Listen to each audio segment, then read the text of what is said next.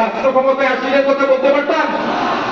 আমরা খালেদা জিয়া তাকে মেরে ফেলার জন্য শেখ হাসিনা চেষ্টা করেছিলেন।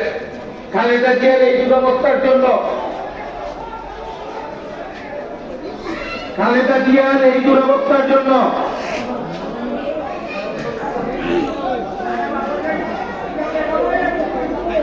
খালেদা জিয়ার দুরবস্থার জন্য বাংলাদেশের 18 কোটি মানুষের মধ্যে যদি একটি মানুষ দায়ী থাকে, সেই ব্যক্তিটি হচ্ছেন শেখ হাসিনা।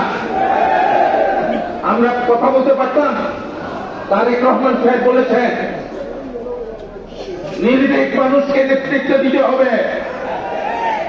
তারেক রহমান সাহেব ফয়জুল করিম মঈনকে নির্দেশ দিয়েছেন আন্দোলন সংগ্রামে যারা বুক পেতে রাস্তায় দাঁড়িয়েছে, পুলিশ সামনে দাঁড়িয়েছে, তাদেরকে নেতৃত্ব দিতে হবে। তারেক রহমান সাহেব বলেছেন বাসায় থেকে যে টেলিফোন করে নাই, দায়িত্ব নিয়ে যে কাজ করে নাই, তাকে একটু দূরে থাকতে বলেছেন। আমরা সেই কথা পালন করবো না? আমরা কি সেই কথা পালন করবো না? তারেক রহমান সাহেব, ভাই একটু শোনেন, একটু শোনেন। তারেক রহমান সাহেব সম্পর্কে শেখ হাসিনা বলেছিলেন ওকে ধরে নিয়ে আসো। কোথায়? টেমস নদীর তীরে থেকে, সুরম্য ভবনে থেকে, বাংলাদেশের রাজনীতিকে কন্ট্রোল করে তাকে আমি ধরে আনবো। আজকে শেখ হাসিনা আপনি কোথায় বলেন? আপনি কোথায়? আপনাকে ধরে আনার দরকার আছে? আপনি তো ধরা গেছেন, আপনি তো ধরা পড়েছেন, আপনি পালিয়ে গেছেন।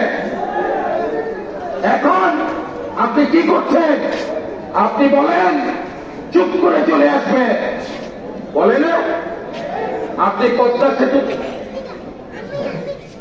পদ্মা সেতুতে ডক্টর ইউনূসকে ফেলে দিবেন বলেছিলেন, ফেলেছেন। ইউনূস আজকে তত্ত্বাবধায়ক সরকারের প্রধান। আপনি বলেছেন খালেদা জিয়াকে চুপিয়ে মারবেন। আর আপনি এখন কোথায়? আপনি এই বাংলাদেশে আসতে পারবেন না। বন্ধুগণ, আমাদের সিলেটের সন্তান পররাষ্ট্রমন্ত্রী বলেছিলেন, বাংলাদেশকে স্ত্রী বলেছিলেন, ভারতকে স্বামী বলেছিলেন। আজকে শেখ হাসিনা পালিয়ে গিয়ে